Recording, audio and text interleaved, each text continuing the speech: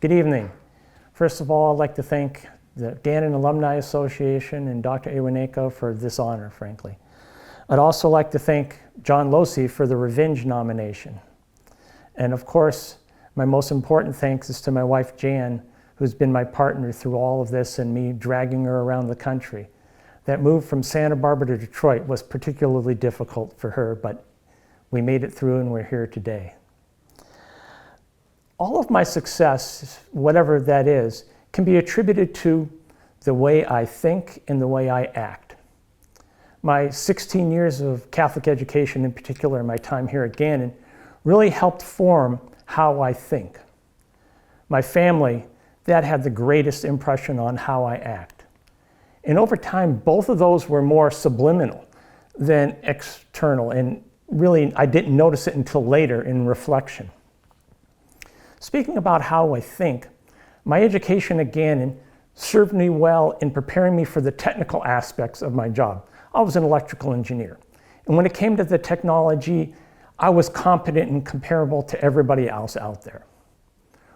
But what differentiated me and made me unique was my ability to think, to form ideas, concepts, and then be able to communicate them effectively to make other people agree with me or discuss and have debate about those, and allow me to move them forward with those elements. Believe me, 20-year-old Phil Abram sitting in Thomas Merton, reading Thomas Merton in Christian mysticism, had no idea the value that this would pay forward for him later in his years. It's really that ability, the liberal education that I received from Gannon, beyond the technology, that allowed me to create value and in return succeed. When it comes to act, it's about my family.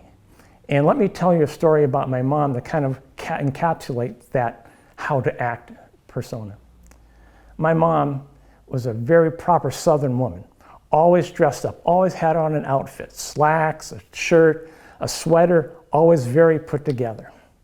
So about, 10 years or so ago, we were here visiting her in Erie, and I noticed on her cable system she had Bloomberg TV. And I happened to be, at that time working for General Motors, being interviewed by Bloomberg TV later that week. So I said, hey Mom, turn to channel 183 or whatever it was, and I'm gonna be on the show at noon on Tuesday. So Tuesday comes, I go and I do the interview. It's a remote interview.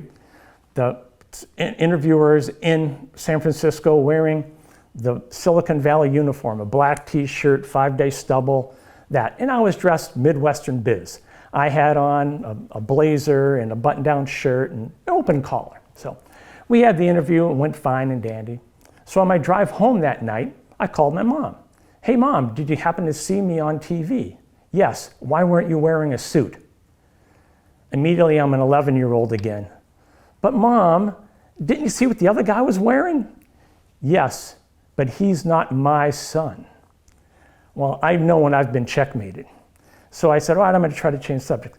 Well, how about, what do you think about what I was saying? And she replied, oh, I wasn't listening to you.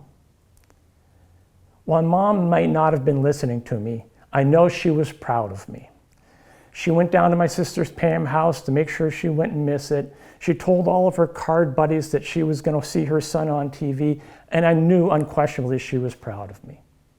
But at the same time, she was not satisfied with me. She knew I could do better. She knew I had a suit. She knew how I raised her.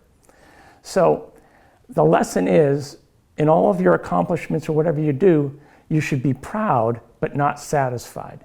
You need to keep striving and moving forward, because the moment you become proud, without that lack of satisfaction, you settle. You forget to put on the suit, so to speak. I'm going to read a quote now. Thomas Merton once wrote, "We must make the choices that enable us to fulfill the deepest capacities of our real selves."